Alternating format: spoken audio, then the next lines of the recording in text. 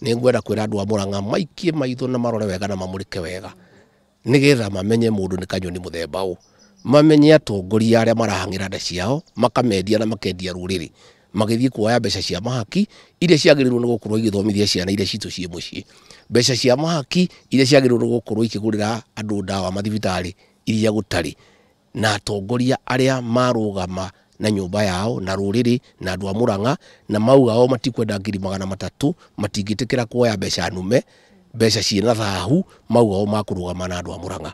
William Ruto ni atige kuhenia andu a Murang'a miaka 3 no maheni gutiri wira marutire na twarora pio gutiri wira kuruta miaka itigarite iri wira wake no wa mahaki. Koguo ngwenda kwira andu a Murang'a murore atongoria anyu wega na muno ni ndakena ni atongoria aya mumarore na ritho ria tha mumaririkanage na muthenya wa gutua itua riria ugakinya mukarora muthenya uria kwari na itua ria bata gatagati ka ruriri na nda ya mundu ni atongoria ariku marugamire na ruriri makirega kurumirira nda ciao tondu horo cio ibata muno nigetha tugithie mbere tutigana ikore haria turi irima riria turi ati tuthuri atongoria kuhagira nda ciao.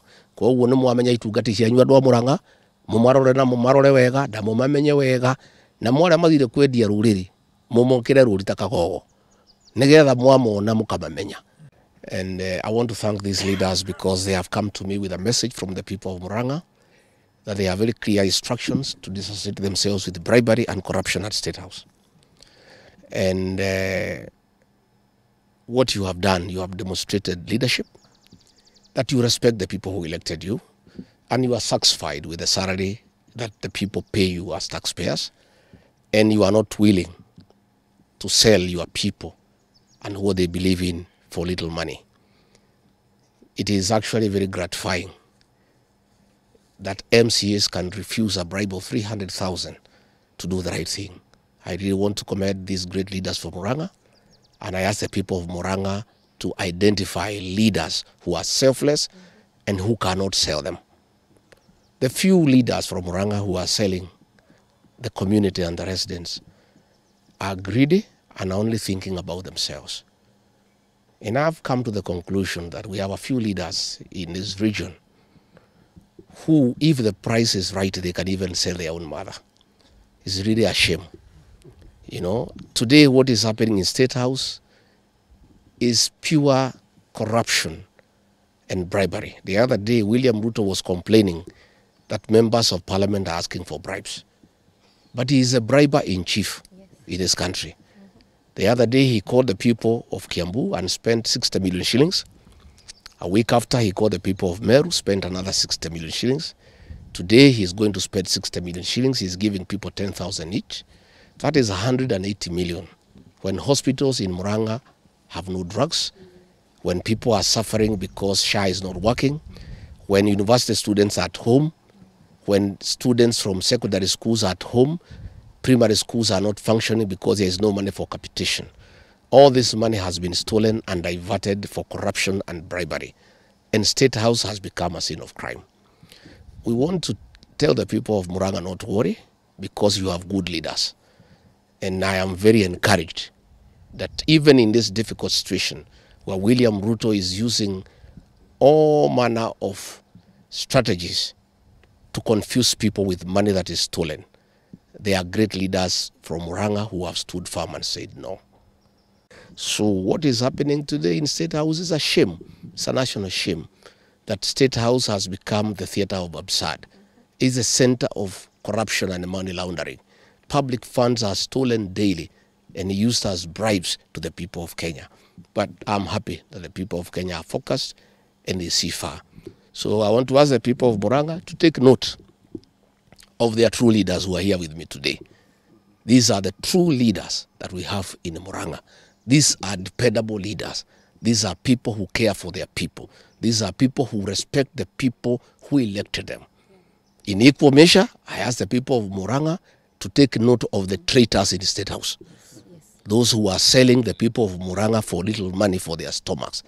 And to take note so that 2 years down the line, the people of Murang'a will separate the wheat from the chaff and the chaff from the wheat and do the right thing and elect true leaders who are true representatives of the people and people who can represent them and who cannot sell their birthright because of cheap money.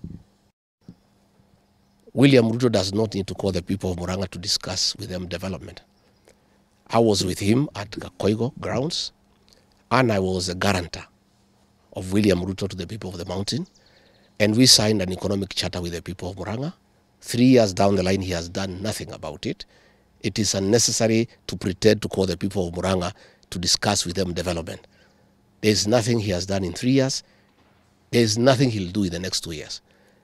Therefore, those people who went there, you do what we agreed. There is a saying in our community that you cannot bury an elephant with his tusks. Please take that money and use it when you go back home. And don't just eat that money alone. Share with the people of Murang'a whom you left behind. But don't sell your conscience, don't sell your soul. Because if you do, the people of Murang'a will punish you. They'll punish you and punish you in a very big manner. What is happening in State House is a choreography. It's a strategy by William Ruto to divide the mountain. The other day he called the people of Kiambu and told them to remove themselves to the rest of the mountaineers. The other day he called the people of Meru and told them to remove themselves from the other mountaineers. Even today, he is cheating the people of Murang'a that they have never led and it's their time to lead. And we know for sure he has prepared a small blue wheelbarrow to confuse the people of Murang'a so that he can cheat them to have a presidential candidate whom he is sponsoring, whom he is spending money on to come and divide the votes in Murang'a. Unfortunately for him, the people of Murang'a are wise people. Many times people have tried to confuse the people of Murang'a, but they have remained forever focused. These are people who are extremely focused and they can see through the scheme of William Ruto of trying to create division among the mountaineers.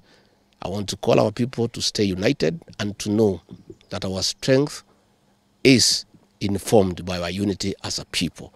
Let our people stay focused. Let our people not be swayed by small money and by bribes that are taking place in Kenya. What is it that has taken you 3 years to address these issues? And what is it, how are you likely to assure us that that which you have not been able to fulfill for 3 years, now is the time that you are getting ready to fulfill it? And so for us, it has gotten to a point whereby we have been able to understand that these are just simple meetings that you have been calling. You've been calling every county, and we have seen a lot of focus in the Mount Kenya region, because we know that for you is simple politics. You just you just want to play around with the people of Mount Kenya, and you do not have the well-intended mission of fulfilling the issues that the people of our region agreed with you right from the beginning. It is good to inform the country that all of us received invitations to go to State House today, and all MCAs were promised that if we honor that invitation and we go to State House, we are going to be given each 300,000 shillings. But these honorable members from the Murang'a County Assembly decided that they are not going to take 300,000 as a bribe, which we know very well is coming from corruption. It is money from proceeds of corruption. It is money that is supposed to go to capitation. It is money that is supposed to go to healthcare, but instead it is being dished out as bribes in State House. So we decided that instead of going to State House, we are going to come and visit our leader, our party leader, our future president, and the second deputy president of the Republic of Kenya, His Excellency Rigathi Gachagua. We are here to confirm and affirm that the whole County Assembly of Murang'a is here in Karen. And it's a message that we are passing to Murang'a people, that we listen to where you stand, we listen to what you're saying, and as elected leaders, we've agreed and decided that we are not going to betray you. We will continue supporting our governor, Irungu Kang'ata, who was categorical also to say he's also listening to his people.